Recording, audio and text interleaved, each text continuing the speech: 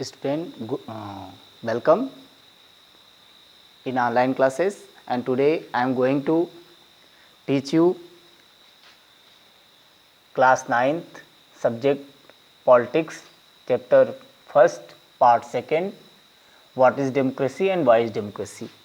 In this chapter, student, I am going to explain you about merits of democracy. मैं आप लोगों को इस चैप्टर में मेरिट ऑफ डेमोक्रेसी के बारे में बताना चाहता हूँ। तो स्टूडेंट, जो डेमोक्रेसी का मेरिट होता है उससे पहले मैं आप लोगों को बताना चाहता हूँ कि एक डिक्टेटरशिप क्या होता है और एक जो है डेमोक्रेसी क्या होता है। तो डिक्टेटरशिप क्या है कि एक ऐसा गवर्नमेंट जिसमें डिसीजन मेकिंग का जो प्रोसेस है, या कह लें कि कोई भी व्यवस्था है एक व्यक्ति के ऊपर सेल्टर्ड हो या एक विशेष वर्ग के ऊपर जो है डिपेंड हो, वो जो है डिक्टेटरशिप होता है, या उसके एक व्यक्ति के द्वारा जो है शासन व्यवस्था चलाने की सारी व्यवस्थाएं उसके अंडर में होती हैं। जबकि डेमोक्रेसी क्या है? डेमोक्रेसी एक ऐसी व्यवस्था होती है जिसमें, जैसा कि मैंने प्रीवियस वीडियो में बताया था कि डेमोक्रेसी का जो डिफिनेशन है उसके according the democracy is government of the people, for the people, by the people. मतलब डेमोक्रेसी क्या है? एक ऐसी व्यवस्था होती है जो लोगों के द्वारा लोगों का शासन लोगों के लिए होता है। तो कहीं ना कहीं जो है ये डिफरेंसेस होते हैं। अब उस डिक्टेटरशिप में जो है राजतंत्र हो सकता है, वन पार्टी सिस्टम हो सकता है, इस तरीके की व्यवस्थाएं हो सकती हैं। तो अब आज मैं इसमें मेरिट्स ऑफ डेमोक्रेसी में बताना चाहता हूं कि इसमें जैसे 5 मेरिट्स बताए हैं, इसमें फर्स्ट अकाउंटेबल।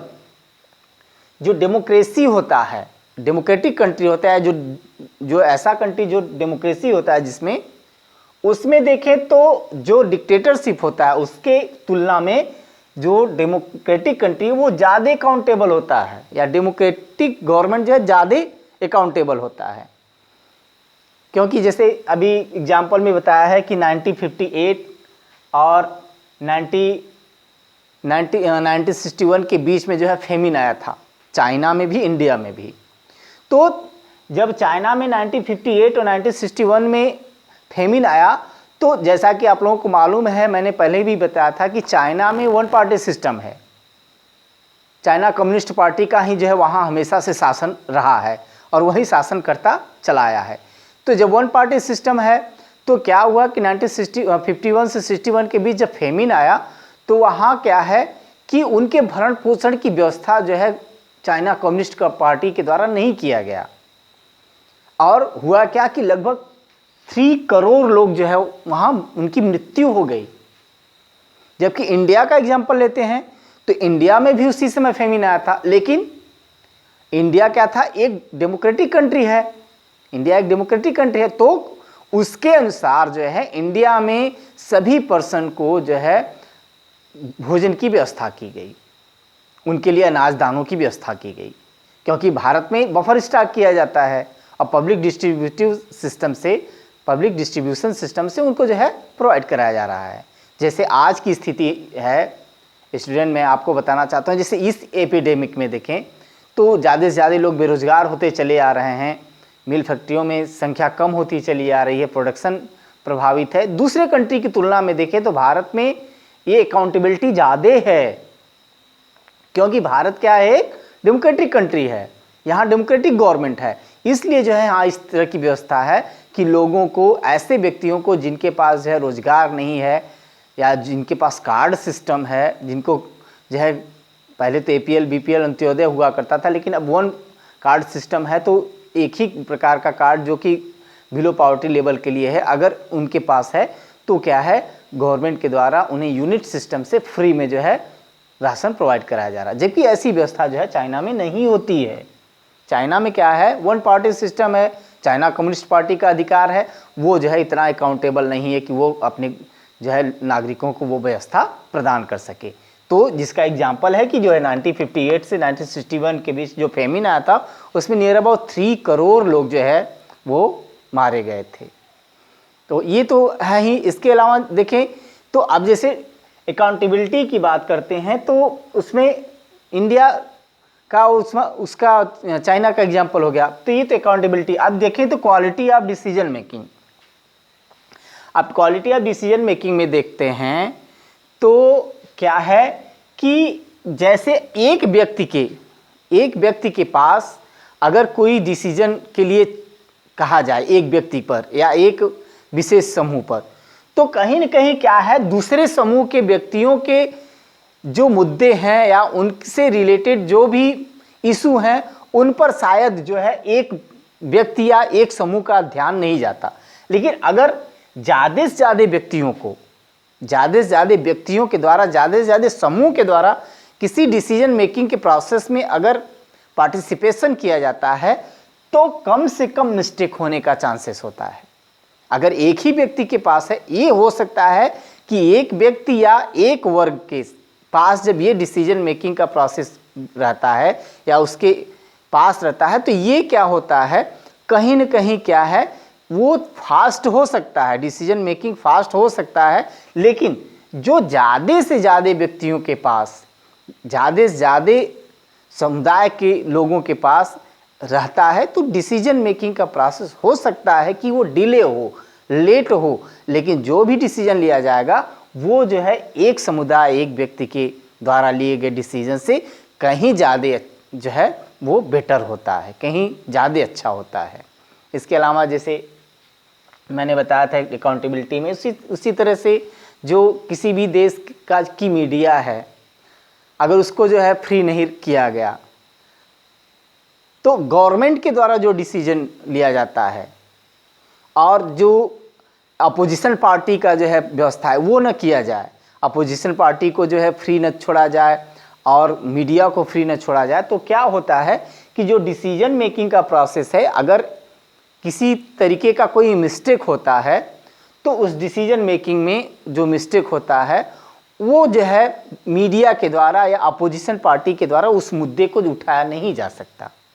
तो इससे क्या होता है कि ये कहीं न कहीं जो डिसीजन मेकिंग का प्रोसेस है वो डिक्टेटरशिप के कारण जो है वो प्रभावित होगा और उसकी तुलना में जो एक डिक्टेटर होगा वो डेमोक्रेटिक कंट्री की तुलना में उतना अकाउंटेबल और जो है डिसीजन मेकिंग में उतना जो है बेस्ट नहीं कहा जाएगा, बेटर नहीं कहा जाएगा then a democratic government.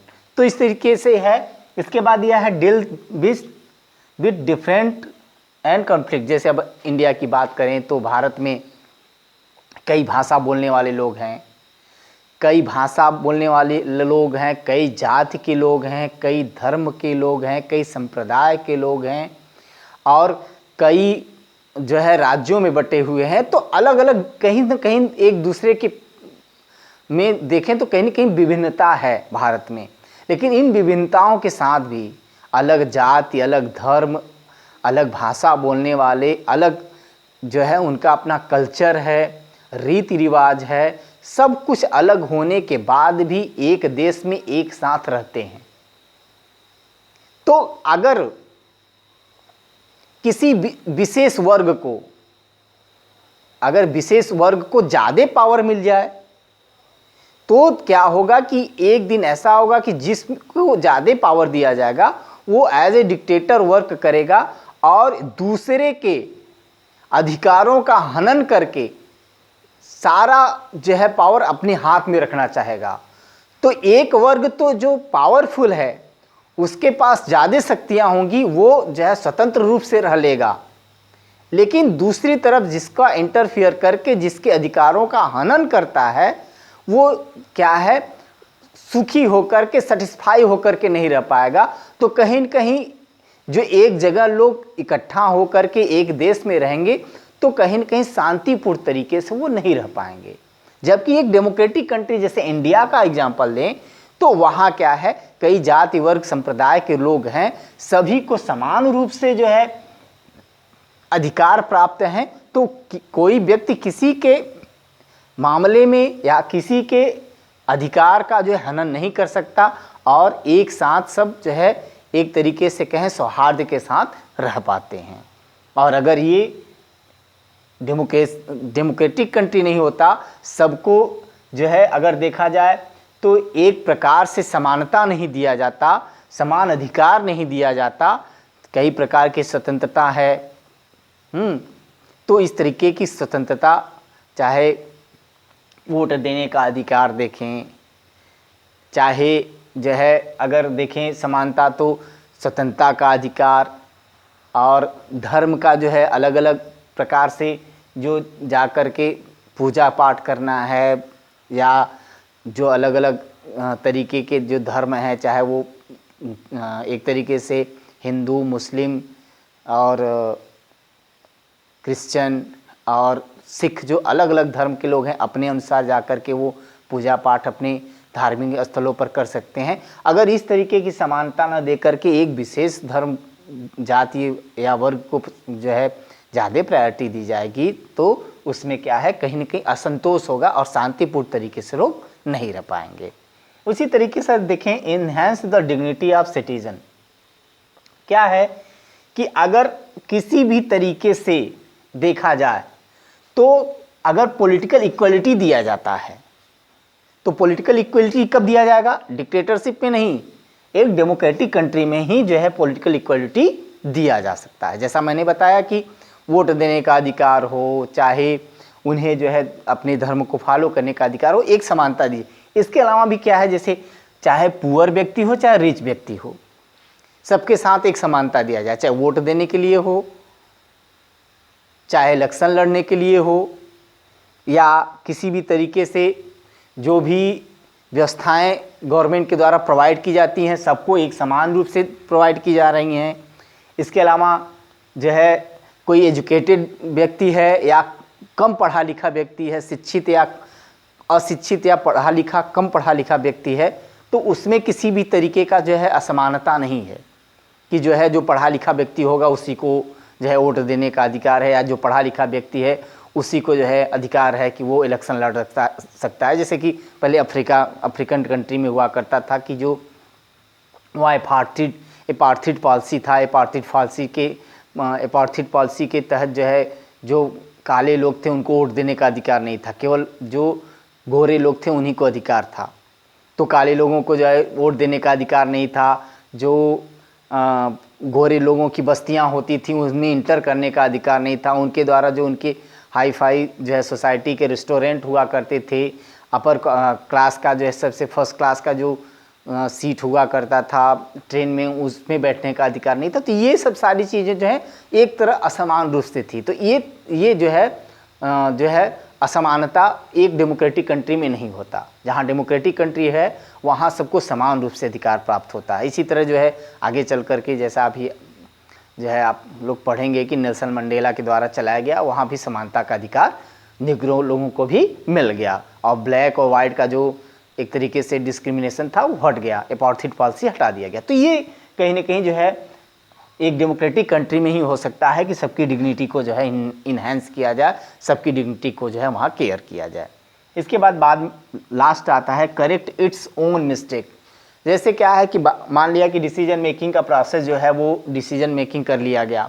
Decision making के बाद क्या है कि जैसे अगर एक व्यक्ति के एक वर्ग के द्वारा, एक संप्रदाय के द्वारा अगर इलेक्शन जीत लिया जाता है और वो चाहता है कि उसके द्वारा जो भी रूल रेगुलेशन बनाया जाए केवल एक कम्युनिटी के को ध्यान में रख के बनाया जाए, या एक जो है लैंग्वेज बोलने वाले व्यक्ति के अकॉर्डिंग किया जाए, या एक रिलीजन को, तो क्या है एक जो है पीरियड होता है, टाइम ऑफ पीरियड है कि जो है 5 वर्षों के लिए, 4 वर्षों के लिए, 6 वर्षों के लिए जो है इलेक्शन है वो होता है, उतने दिनों के लिए चुन लिया जाता है।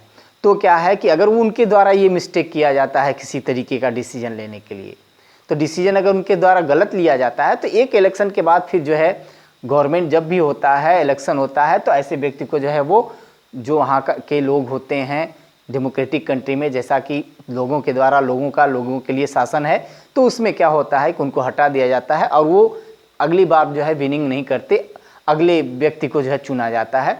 तो वो मिस्टेक जो है करेक्ट किया जा सकता है, करेक्शन किया जा सकता है कि अगर एक बार किसी गलत व्यक्ति को चुन लिया गया तो री इलेक्शन या दूसरी बार इलेक्शन होने पर जो है वो उन्हें फिर से हटा करके और इस तरीके के जो मिस्टेक होते हैं उनको करेक्ट किया जा सकता है। या डिसीजन भी किसी तरीके का लिया जाता है, डिसीजन लिया जाता है और बनाया जाता है, लेने के बाद जो पार्लियामेंट के द्वारा रूल रेगुलेशन बना दिया जाता है किसी विशेष पार्टी सिस्टम के द्वारा, अगर वो मेजॉरिटी में है तो फिर क्या है, जब वो पार्टी का जो है गवर्नमेंट नहीं बनेगा, दूसरे पार्टी का गवर्नमेंट बनता है, तो उस तरीके के जो डिसीजन लिए गए होते हैं उसमें मिस्टेक होते हैं, उसे फिर करेक्शन किया जा सकता है। जबकि एक डिक्टेटरशिप में इस तरीके का कोई करेक्शन करने का जो चांस नहीं मिलता, जैसा कि चाइना का एग्जाम्पल है। चाइना कम्युनिस्ट पार्टी जो चाहता है उस तरीके का रूल रेगुलेशन वो बनाता है। किसी तरीके का किसी वर्ग को जो स्वतंत्रता नहीं दी गई है, मीडिया को स्वतंत्रता नहीं दी गई है, तो ऐसा नहीं है। अगर ये चाइना कम्युनिस्ट पार्टी के अलावा कोई किसी और पार्टी सिस्टम का वहाँ होता तो इलेक्शन होने पर अगर दूसरा पार्टी सिस्टम वो आता जो है गवर्नमेंट में, तो शायद ये जो व्यवस्थाएं थी वो हटा करके उसको जो है रिन्यू कर सकता था। लेकिन एक डिक्टेटरशिप होने पर जो है इस तरीके का जो मिस्टेक है उससे दूर नहीं किया जा सकता। बच्चों, इसके अलावा मैं कुछ ऐसे टर्म हैं उनको एक्सप्लेन कर देना चाहता हूँ। एक होता है alliance, multi party system, bi party system, one party system, इसके अलावा जो है कोलिएशन गवर्नमेंट, मेजॉरिटी पार्टी का गवर्नमेंट। तो ये कुछ ऐसे मुद्दे हैं या कुछ ऐसे टर्म हैं, मैं उनको डिफाइन कर देना चाहता हूँ। तो जैसे मैंने कहा कि वन पार्टी सिस्टम, ऐसा गवर्नमेंट या ऐसा देश जिसमें जो है किसी एक पार्टी को ही जो है महत्व दिया जाता है, वहाँ वन पार्टी सिस्टम कहा जाता है। जैसे कि चाइना। बाई पार्टी सिस्टम, ऐसा देश जिसमें इलेक्शन के लिए जो है केवल दो ही पार्टियों को जो है वहाँ अधिकार दिया गया हो, उसे बाई पार्टी सिस्टम कहा जाता है। जैसे कि अमेरिका, केवल 2 ही पार्टियां वहाँ हैं, एक डेमोक्रेटिक एक रिपब्लिकन, 2 ही पार्टियों को वहाँ जो है इलेक्शन लड़ने का अधिकार है, तीसरी कोई पार्टी नहीं है। और एक मल्टी पार्टी सिस्टम होता है जहाँ की कई दल होते हैं इलेक्शन के लिए। तो जैसे अपना इंडिया है, इंडिया में भी जो है मल्टी पार्टी सिस्टम है, कई जो है पार्टियों को यहाँ अधिकार प्राप्त है। तो उसको भी कैटेगराइज किया गया है कि एक जो होता है नेशनल पार्टी, एक स्टेट पार्टी और एक रीजनल पार्टी। आगे चल के इसको हम जो है पढ़ेंगे हम लोग। और इसके बाद बात करते हैं तो एक होता है जनरल इलेक्शन, एक होता है बाई इलेक्शन। तो जनरल इलेक्शन क्या है कि वो प्रति 5 वर्ष के अंतराल पर सामान्य रूप से जो है इलेक्शन कराया जाता है पूरे देश में या पूरे राज्य में एक साथ, तो इसको जो है जनरल इलेक्शन कहते हैं। लेकिन बाई इलेक्शन क्या होता है, जब कभी किसी विशेष सीट पर जो है वो पदच्युत हो जाता है, या तो किसी तरीके से सांसद या विधायक को जो हटा दिया जाता है या उनकी मृत्यु हो जाती है, तो इस कंडीशन में जो है उपचुनाव हिंदी में कहते हैं, बाई इलेक्शन कराया जाता है, तो इसे बाई इलेक्शन कहते हैं। जो इलेक्शन कराया जाता है उसे बाई इलेक्शन कहते हैं। इसके बाद मैंने कहा जो है मेजॉरिटी पार्टी गवर्नमेंट और कोलिएशन गवर्नमेंट। जब कभी जो है एक पार्टी के द्वारा उसे कॉन्फिडेंस मिल जाता है, कहने का मतलब उसे 2/3 मेजॉरिटी मिल जाती है और वो जो है गवर्नमेंट बना लेता है, तो ऐसे गवर्नमेंट को जो है मेजॉरिटी पार्टी का गवर्नमेंट कहते हैं। जबकि जब एक गवर्नमेंट के द्वारा, एक पार्टी के द्वारा गवर्नमेंट नहीं बन पाता, तो उसे जो है एक से ज़्यादा पार्टियों को मिलाना पड़ता है, 2 पार्टी को 3 पार्टी को मिला करके 2/3 मेजॉरिटी बनाने के लिए कॉन्फिडेंस लाना पड़ता है। तो 2/3 मेजॉरिटी लेने के लिए जो 2 या 3 पार्टी को मिला करके गवर्नमेंट बनाते हैं, इस तरीके गवर्नमेंट को जो है कोलिएशन गवर्नमेंट कहते हैं। और इस तरीके का जो 2 और 3 पार्टी मिल करके, 2 या 3 पार्टी मिल करके एक समूह बनाता है, उसको जो है एक तरीके से अलायंस कहा जाता है। जैसे इंडिया में है यूपीए और एनडीए, तो ये 2 अलायंस इंडिया में हैं। तो ये इस तरीके से होता है। आगे आज के लिए तो इतना ही स्टूडेंट, आगे के लिए जो है डीमेरिट्स ऑफ डेमोक्रेसी हम एक्सप्लेन करेंगे। That's all.